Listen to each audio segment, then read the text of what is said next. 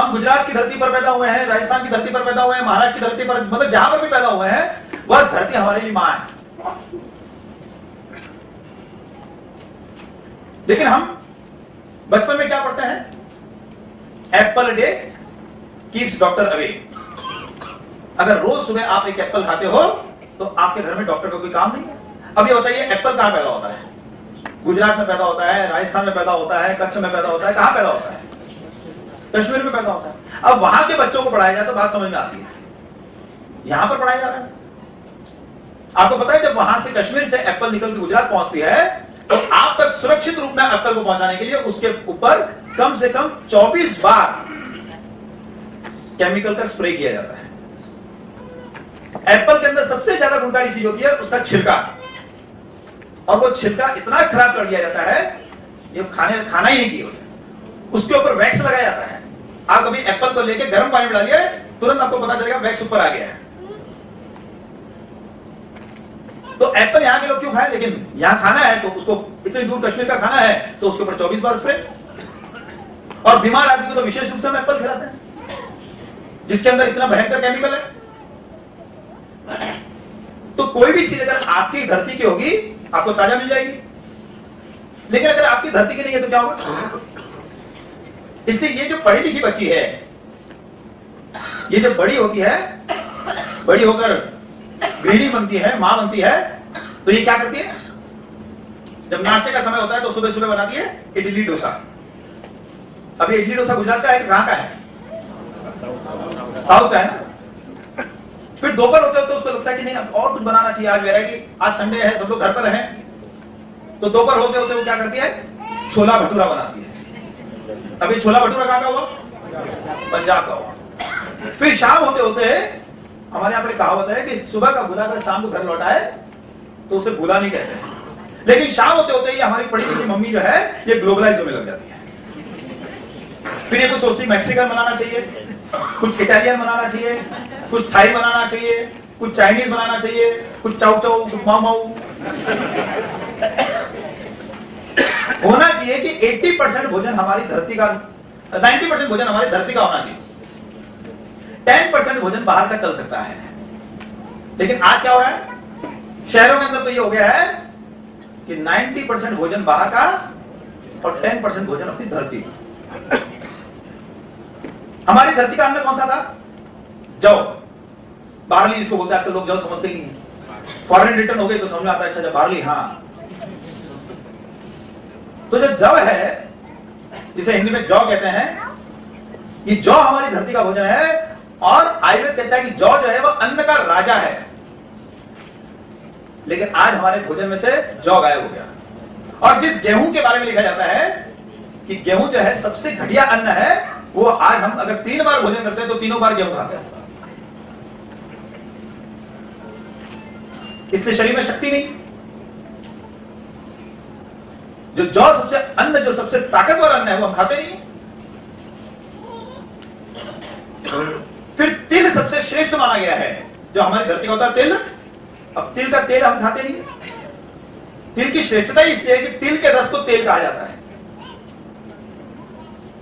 अब मूंगफली के या सिंगदाना के तेल को तेल बाद में नाम पड़ा, यानी तेल के कारण बाकी सबको क्या कहा? तिलहन। तो सिंग क्या है? तिलहन है। सरसों क्या है? तिलहन है। नारियल क्या है? तिलहन है। अलसी क्या है? तिलहन है। तो तीनों का राजा कौन? तिलहन का राजा कौन हुआ? तिल हुआ। लेकिन आज हमारे भोजन में तिल भी गायब हो गया, तिल का तेल भी गायब हो गया। और आजकल तो लोग ऑलिव ऑयल खाने लगे हैं। ये ऑलिव ऑयल कहां का है? ये तो टर्की वर्की का है, वहां से आता है, जिसके बारे में हम जानते नहीं कि इसकी प्रकृति क्या है, उसको हम खा रहे हैं क्योंकि हम लोग ग्लोबलाइज हो रहे हैं। और बड़े शान से खाते हैं। 1000 रुपए लीटर का लेके, 1400 रुपए लीटर का लेके। अगर किसी को बोले कि देशी गाय का घी खाना है, 1200 रुपए लीटर है, अरे बाप रे इतना महंगा, नहीं बाबा हमको ये नहीं चाहिए। घी 1200 रुपए का घी खाएंगे और तेल 1400 रुपए लीटर का खा जाएंगे। और फिर क्या कहते हैं? हम लोग पढ़े लिखे समझदार लोग हैं। ये समझदारी की निशानी है तो फिर इडियट किसको कहते हैं? जो घी से तेल महंगा खाए उसको अगर समझदार कहेंगे तो इडियट किसको कहेंगे? तो हम ऑलिव ऑयल खाने लगते हैं और एक देखिए हम लोग हवन करते हैं तो हवन के अंदर क्या डालते हैं? आहुति के अंदर जौ डालते हैं। किसी ने गेहूं डाला है कभी हवन के अंदर? बाजरा, मक्का, ज्वारी, सबसे श्रेष्ठ चीज जो होती है वो हवन में दी जाती है, उसकी आहुति। हम लोग तिल की आहुति देते हैं। कभी किसी ने दिया सोयाबीन की आहुति, सनफ्लावर की, राइस के भूसे की आहुति दी किसी ने? तो कचरा चीज की आहुति नहीं दी जाती है, आहुति दी जाती है श्रेष्ठ चीजों की। जो श्रेष्ठ अन्न है उसकी आहुति दी जाती है। तो ये हमारे भीतर भी एक निरंतर यज्ञ चल रहा है, निरंतर हवन चल रहा है, जिसको कहते हैं जठराग्नि। इस जठराग्नि के अंदर श्रेष्ठ चीजों की आहुति दी जानी चाहिए, लेकिन हम किसका दे रहे हैं? तो कचरे का दे रहे हैं। और अब कचरे का देते देते गर्व करने लगे। हमारे बच्चे क्या खाते हैं? Junk food. जंक का मतलब क्या होता है? कचरा। और माँ बाप बड़े खुश खुश होते, बेटा आज तेरी बर्थडे ना, चल पिज्जा खा लेना, बर्गर खा लेना, एक पार्टी कर लेना, खुद भी मरना और दूसरों को भी मारना।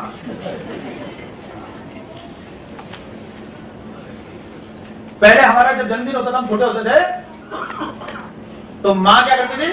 सीरा बनाती थी, श्रीखंड बनाती थी, या कोई खीर बनाती थी, कुछ और कोई मिठाई बनाती थी। और आजकल क्या करते हैं? आजकल मैकडॉनल्ड जाते हैं, आजकल KFC जाते हैं, आजकल मॉन्जिनिस की केक लेने के लिए जाते हैं। जो कचरा चीज है, जो नहीं खानी चाहिए। एक तरफ कहते हैं जन्मदिन के दिन जब बच्चा पैर छूने आता है तो क्या कहते हैं? आयुष्मान भव, लंबी उम्र हो तेरी। और लंबी उम्र का राज कैसे होगी लंबी उम्र? तो जंक फूड खा के। और फिर कहते हैं हम बुद्धिमान लोग। तो अपनी धरती का अन्न होना चाहिए। तो धरती से जिसका नाता टूट जाए, सॉरी माता से जिसका नाता टूट जाए, उसको क्या कहते हैं? जिस बच्चे की मां नहीं होती उसको क्या कहते हैं?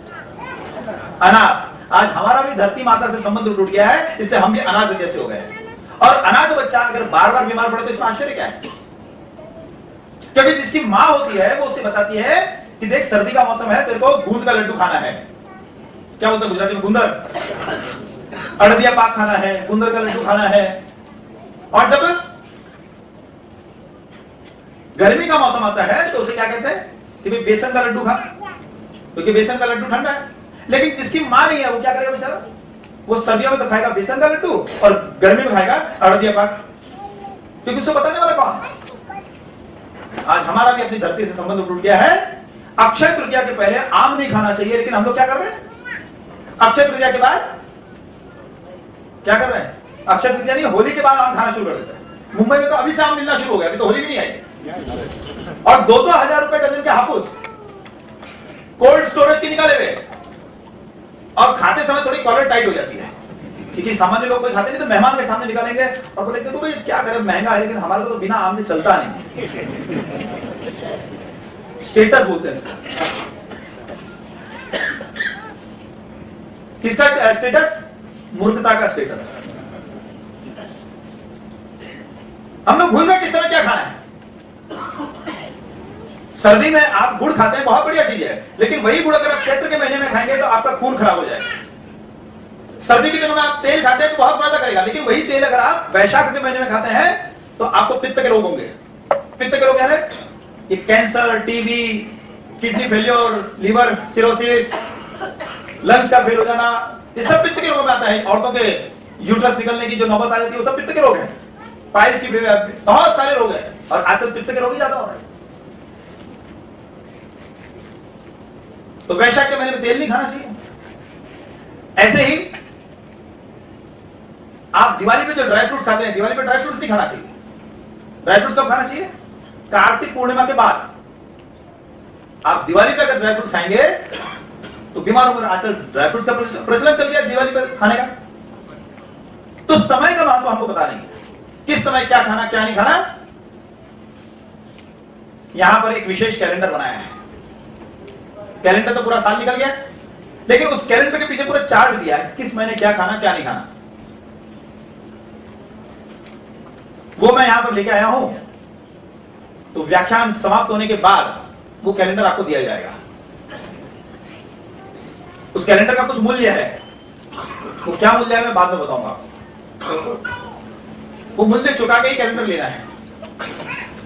उसमें हर महीने में कौन सा मसाला खाना है, कौन सा दाल खाना, कौन सी सब्जी खानी, कौन से फल खाना है, कौन सा अन्न खाना, यहां तक कि कौन सा पानी पीना और कौन सा पानी नहीं पीना। जैसे तांबे का पानी, अब महाशिवरात्रि के बाद अगर तांबे का पानी आप पीते हैं वो नुकसान करेगा।